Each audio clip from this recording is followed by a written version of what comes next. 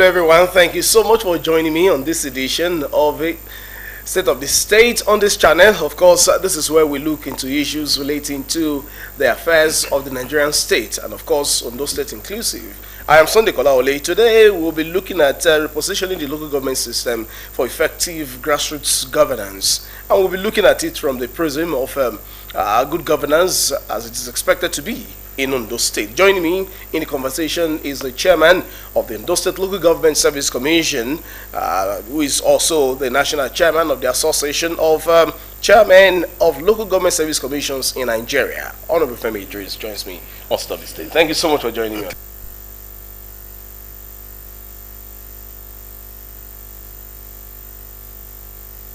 And of the Local Government Service Commission in Ondo State. In fact, tongues are wagging that they've never seen it this way.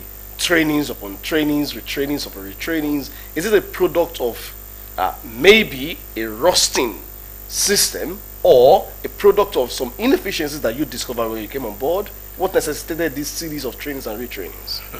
Thank you. As you have asked, but you've mentioned my name. I'm Femi Idris, as chairman of the Local Government Service Commission.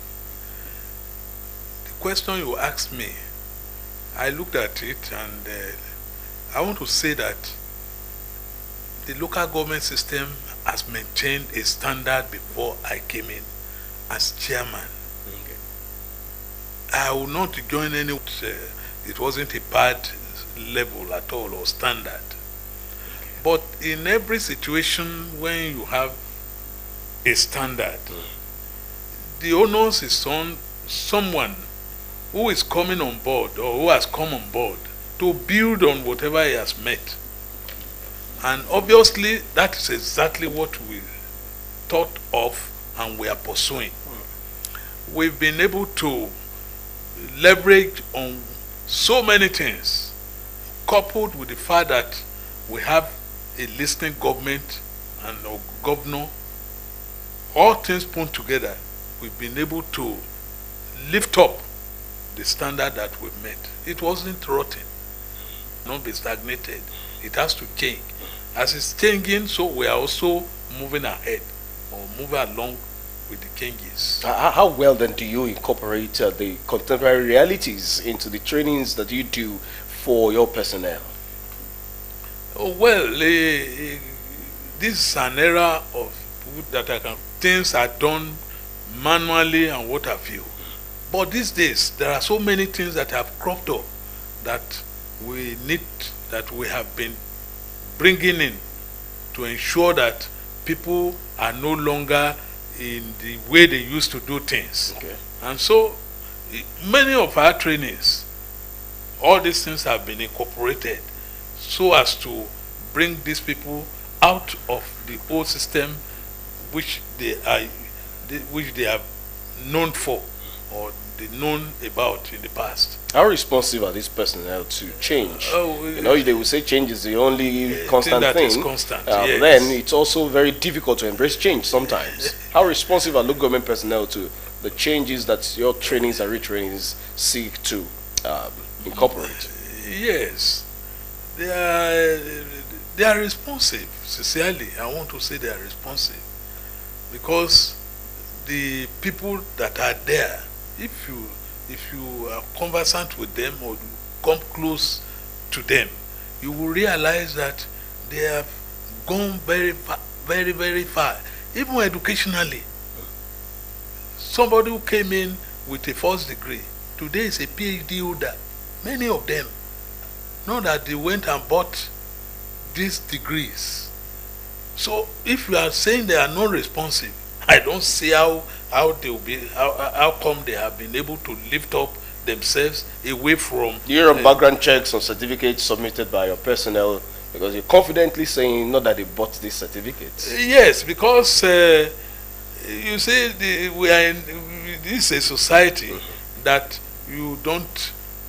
people don't believe that certificates are really acquired from institutions. The arrangement that we put in place will not allow such a person or individuals to get converted. So I have been receiving calls. I have not been giving letters. I have not. The department and the arrangement that we put in place, they are working on them. So you're not bowing to any pressure? No. We are not bowing to any pressure. How insulated is your office from political interference, especially from the powers that be? Well, as far as I'm concerned, I'm well connected with the power that be.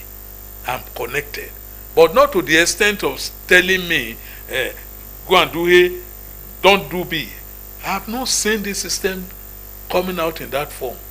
Okay. The leadership of Governor Ayedatiwa at the moment, except we invite him to look at this, he doesn't take time to pressurize us in any form. I'm not being sentimental. Okay.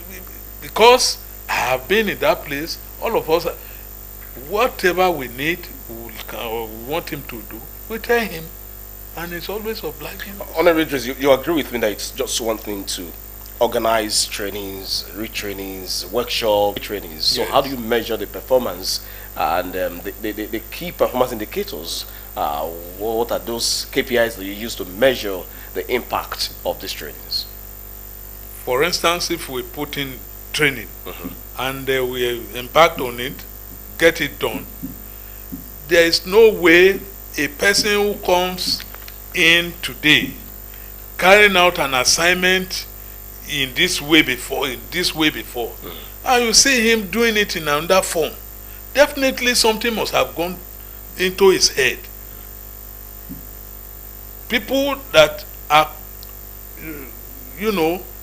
leaving their desk, going for 2-3 days, perhaps he comes back and you now see that things have changed in this individual. Definitely he has acquired knowledge. Okay.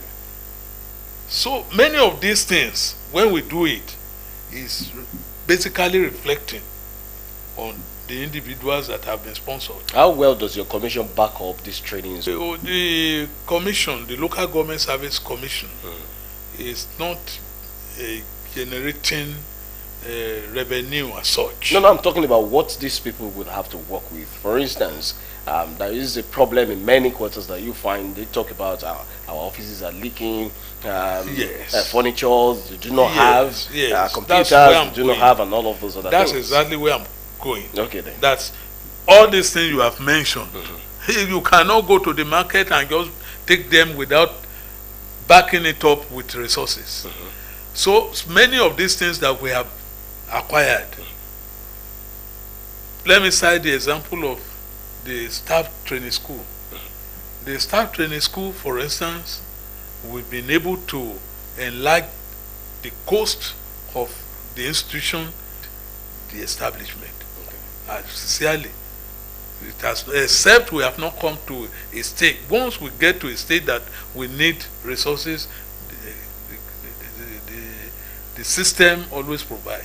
Well, I'm interested in one part of this conversation, and yes. I'm very excited about it, that at a point in time like this, somebody from Ondo State is heading the National Association of Local Government Chairmen of Local Government Service Commissions in Nigeria. Yes. And for me, I like to know what this holds for Ondo Local Government Service System.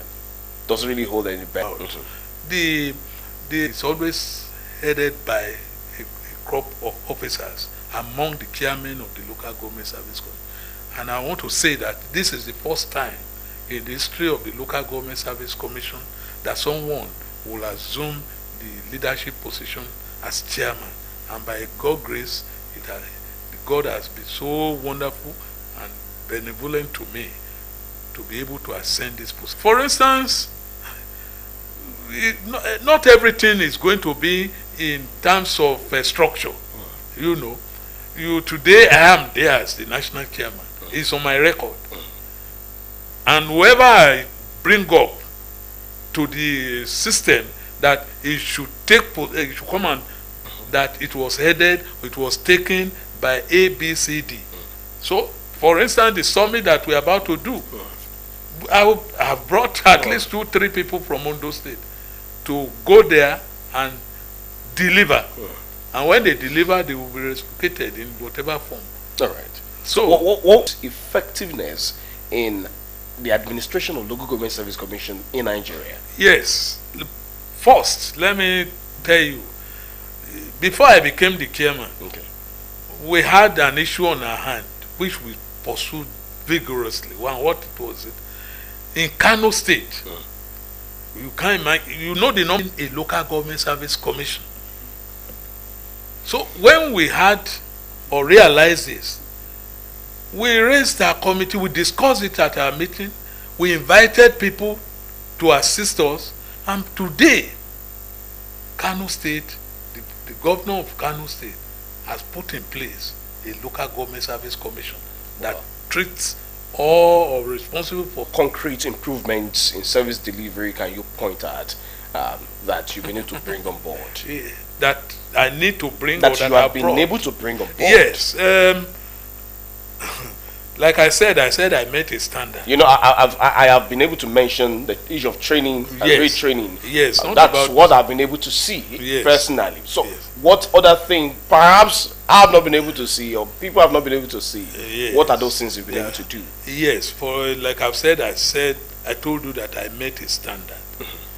Whether it was good enough or not good enough, we've been able, as a commission, build and go beyond what we have made. Okay. Little enough, but our own, the paint, the structure is well established. Right, so that structural maintenance you talked about Yes, there. so we have been able, at times they will come from other boards to say, oh, chairman, you did look at your own environment. Anyway, with our arrival, we'll be able to do something with it. Some rain are working on them seriously, and I know government will soon intervene anyway. No. Okay, let's look at the issue of funding. Yes. Local government autonomy, financial autonomy, administrative autonomy, all of these issues, they've been a back and forth matter all along. But then, no matter how much is released to local governments, there's also the issue of appropriation. And I'm careful with my diction, appropriation. Yes. So what mechanisms have you been able to put in place as a commission to track the spending of local government such that they spend on key sectors, education, health, and so on and so forth, that they're supposed to spend on? Going to. Okay. Otherwise, the management administration of a local government is under the chairman of that local government. Are you aware that there are concerns many years ago, I do not know if that still holds true these days, about, especially among local government workers, how well have you been able to deal with that as a commission? Yes. Thank Because you you cannot just deal with welfare and not also deal with discipline. Thank you. The situation in Nigeria, I won't come here and lie to people. Okay. The situation at times demands that one has to be objective, one has to waive some situations. Okay. Look at, you ask a workers to come to work as early as 7:30, 8 a.m. and occasionally there are, say, what, they have closed the gate. They have closed the gate, oh, you are not here. He said, who is that? Who is that ordered that the gate should be closed? I was saying so many things. The guy didn't know that I was close by. And I now said, who is that person? He didn't want to say. And I said, but if you don't want to say it, I know you. So after the whole exercise, I invited in, the name were given, and those category of workers, at least, I wanted to go far, but, you know, people started coming. He's a good person. I don't know why she has to utter this kind of a thing today. And I said, with or without, take them out of this commission. I don't want them as bad. I'll talk to the chairman of the commission, don't worry, and all of that. You know, I was asking you the other time how insulated is your commission from political interference. Now let's look at the issue of promotions. What level of merit-based are you able to in place? How well have you been able to stay above board when it comes to political influence? Personally, I'm a politician. From the moment that I stepped out of university, so I was there on 2 occasions, first, second to the third also. I have been in politics and I have not deviated. So, the position that I'm occupying is a political appointment. And there's no way I can devote myself away from that. Yeah, man. And the issue concerning political activities, I must be able to do my own part to be able to merge it with others so that we can be successful in our outings. So, if there are areas that demands what I will call policy, not by political arrangement, so to say, it is the onus is on me to ensure that this government policy is abide with and pursued vigorously. Very well said. So, I'm talking about issue of promotion of workers yes, now. Yes, promotion of does workers. Political interference come into No. Promotion of workers are guided by rules and regulations. Very well. For somebody who has just joined the system, after one so grade to so grade, you must acquire so certificates outside your normal certificate. If you don't have, how will the person be able to be promoted? And if such is, I will approve grade level 17 for the workers. For somebody that is not on grade level 16, will it jump 16 to become 17?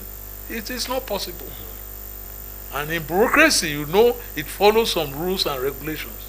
If I'm talking as a senior, as a boss, a junior one must rise to accept that this is my boss. And you are moving from a cashier to the position of accountant. One, perhaps you have spent the minimum number of years for you to gain promotion, or you have acquired additional certificate. All these things come to bear whenever we want to do promotion or conversion. So, and you want to for somebody who is not a ghost worker today, after this administration, he may become a ghost worker after our administration. So, but we've been able to carry out or sanitize the system. What could transform such a person into a ghost? He's not working here and he's abroad. He's still collecting salary here. He's not a ghost worker. Somebody who has taken job either in Abuja or in Lagos, still coming back here to collect, is a ghost worker. So, ditto some other arrangements. So, we have my information there. Well, Honorable, just a moment. I feel that that there's a problem here. Right. If someone has been, in your words, caught as having violated civil service rules, you were not at your duty post, you absconded, or you got another job elsewhere, you're still taking salary there, and the person still has the temerity, the effrontery to write and say, no, this and that, despite having your information. Is it not a question of the fact that there are no consequences for actions and inactions? That's why such gut could also be exercised to say, look, you can still look into my case. No, we are all political animals, and people tend to look at the system as a grassroots one, for instance. And in a situation where it now involves maybe somebody that is in a high position. Oh, this person, I was the one that invited him. But if you are inviting such a person, the person is supposed to inform of his place of work officially. So at times when we look at the merits in some cases, truly, when you invite, you will know that he was sick. Is it all cases that will have merits of argument? It's not all. That's what I'm saying. So the ones that do not have merits of argument, what have we been able to do? We first expunged them from the payroll. Is that where it ends? That's all. If he raises anything, we refer it to a committee. Okay. The person, for instance, if we say we have removed this person from the payroll, and the person now came in crutches, you can see him that there was no way this one could avail himself of the exercise. So we may want to give him such a better consideration. All right, because but of our time, it's not mandatory. It's not mandatory, Okay. automatic. All right then. Yes. Recently, the issue of verification and issuance of ID cards to pensioners became up. public. Yes. And one is wondering, how does this protect pensioners from falling victims of fraud?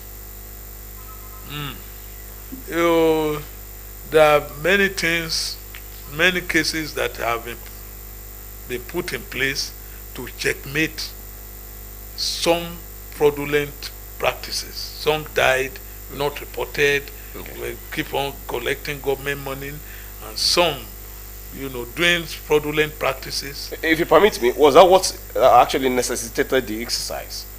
Even this phone that we are using, they keep on saying upload. I mean, what do they call update your phone? Your software. Update. The bank will tell you we are updating tomorrow.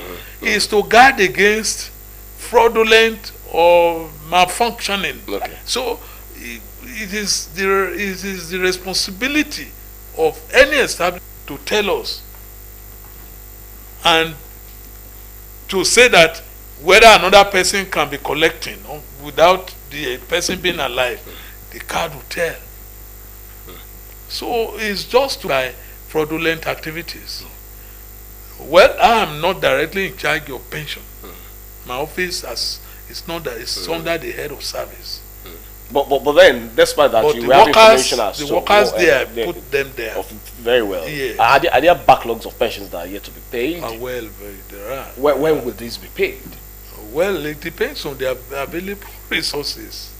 This present Available administration, resources? yes, because Despite it's enormous. what recently the Minister of Finance came up to say, states now get almost triple of their money. Vehicles to so many,